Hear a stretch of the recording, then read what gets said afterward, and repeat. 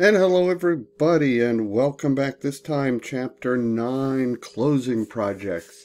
This is just as important as any other conversation we've had so far. So let's jump into it. These are your learning objectives. You can pause the video at this point and review these at your leisure. So closing projects or phases involves finalizing all the activities. Notice they mentioned, and we've talked several times, they mentioned closing projects or phases, right? So at the end of every phase, you'll have a close where you'll do a go, no go decision, right? That's meant to be a C, a close. And then you'll go on after that phase to another phase, and you'll close that one. Eventually, you'll close after the last phase. That's closing the project itself. So you'll close phase, and then you'll close the project itself. Anyhow, so just realize you're going to do this not just at the end of the project, but the end of each phase too. And it's really about finalizing, right? We're going to learn lessons. We're going to make sure our books are up to date. Because, here's the bottom line. Philosopher George Santayana said, those who cannot remember the past are condemned to repeat it, right? And project management is about efficiency, eliminating waste, creating value. So there's a lot going on here. Now, common ways to close or terminate a project. Notice terminate a project. So we can have a phase that we close, then another phase, and at this phase closing, we realize that the project cannot be continued, or the company's strategy has changed. At this point, you could end up going to closing the project, even though you've only done a phase. You can realize, hey, this isn't working. So ways to close. A project can be completed, that we looked at in the last slide. Maybe a project creates a new product, right, that's going to result in a spin-off business unit, company, or project. It could go extinct, right? Maybe a project ends because its goals were achieved, or maybe it was just unsuccessful, right? So sometimes they'll use the term termination by murder. You might see that on the exam. Termination by murder is when there's a sudden end to a project. And then, of course, there's starvation. And this is by just decreasing the budget or other resources, and frankly, withdrawing life support. So there's 1, 2, 3, 4 ways they mention that projects can close.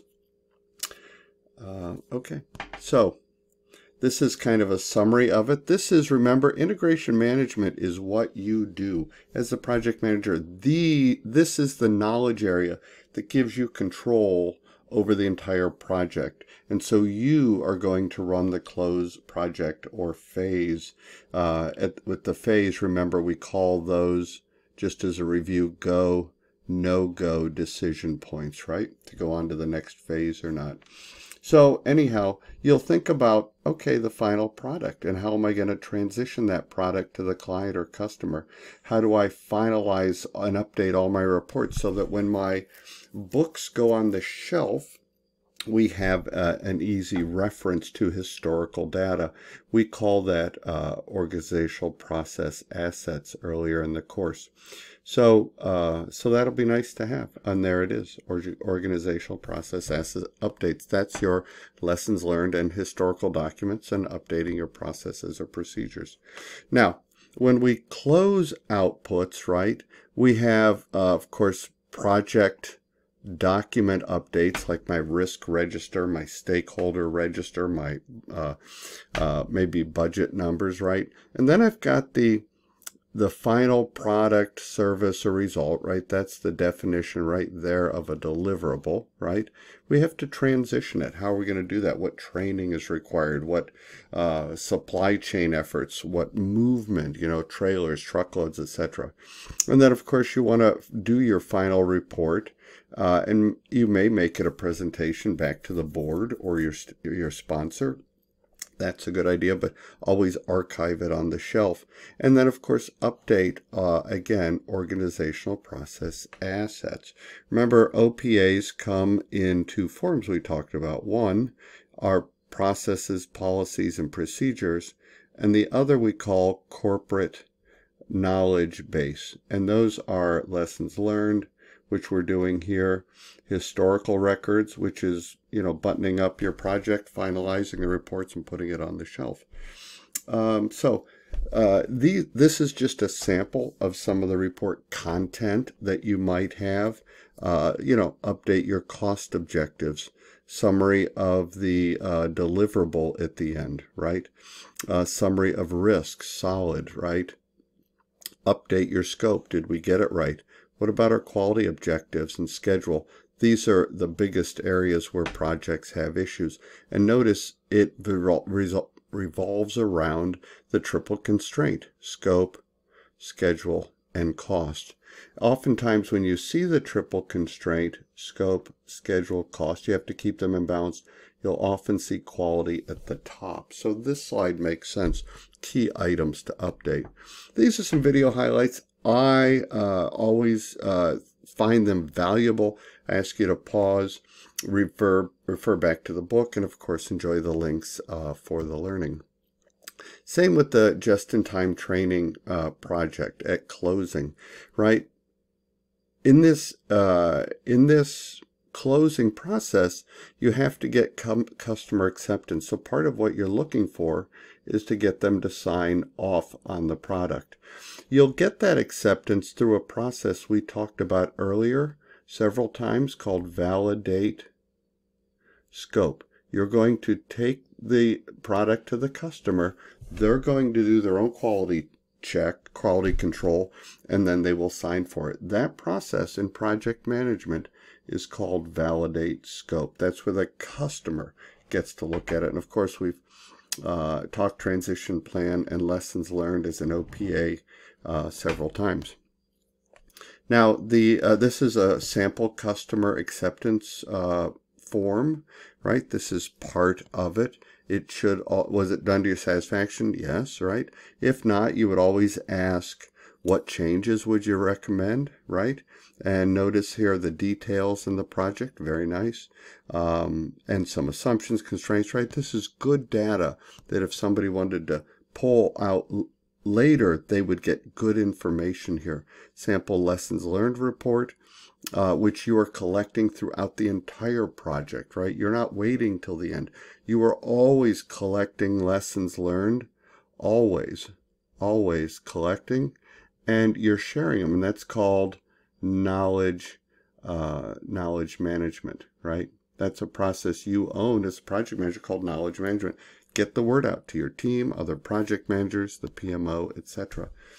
Again, continuing with the sample lessons learned report. You can pause. You'll glean some good ideas from it. On all of this, the only thing I would add is that when the customer signs for it right here, you want to get their signature, right? And of course the title that goes with it, the date, some things like that. Get it in writing, okay? Throughout the course I've mentioned, I love the What Went Wrong series. Again, pause here, consider this, and it's articulated further in the course book, okay? Indeed.com will offer a lessons learned template as well. There are templates everywhere. If you Google them, a lot of lessons learned templates. Also, I've loved the media snapshot throughout the course. Again, a good chance to pause, consider, and reflect on the course book as well. Now, when we close out a project, we want to have, like the kickoff meeting, now we want to have a closeout meeting, right? So it's like that, right? But now we call it sometimes we call it a post-mortem. since it's normally held after the project has died, which means terminated or been put to rest. So maybe you closed it out at the end of a phase, or more likely closed it out at the end of the project, right? And so the project champion, which is not really a term that's common in project management, that comes from other disciplines like Lean Six Sigma, but I like the term. The sponsor should be a champion, the project manager themselves should be a champion, but it's not a formal term in project management. And that should kick off the post-mortem, and you'll want to discuss things like that triple constraint again. There it is. Earlier on the previous slide, they also mentioned quality as an option to review. Stakeholder, always recommend reviewing your stakeholder register and how you assess them, were they assessed properly. So these are a number of things that, so this isn't meant to be a whole list of things you review at the closeout meeting, but sure is a great start. Okay, I'd mentioned knowledge transfer. Knowledge transfer is really key to the direction project management has been going now for at least 2 PMBOK cycles. So you want to think about how you're going to transfer that knowledge to project team members, what in terms of training, IT, maybe have some technical needs, HR, right? Your project team, your PMO, the list can go on and on. Dream it, and it is there. So these are some best practices on knowledge management. And so notice Jack Welch, you don't have to be a better or best until someone is using it. We used to have a saying in the military when I was active duty that said, don't let the best be the enemy of good enough. Consider that. Don't let the best be the enemy of good enough. Good enough in project management keeps you moving forward, and you're always going to make changes no matter what developmental cycle you use, the predictive / traditional / waterfall or the agile. You are always making changes anyhow. So don't let better or the best wait until someone is using it, right? You can move forward. There is that good enough. So the rest of the slide has some good points for knowledge management. Get the word out, right? If you do something and see it works, then broaden the scope, right? Make it, see what other possibilities are out there. And of course, besides see what works, right? We also want to consider communicating our story to as many people as possible, right?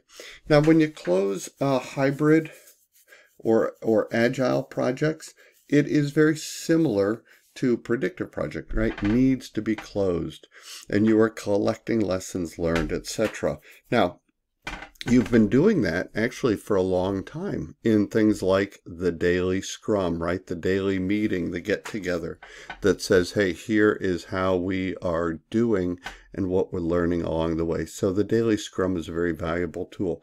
At the end of every sprint, which to me usually, they can last 1 to 4 weeks, but to me usually last 2 weeks, right? I think that's enough scope that you can build value, but at the same time, not let the scope expand.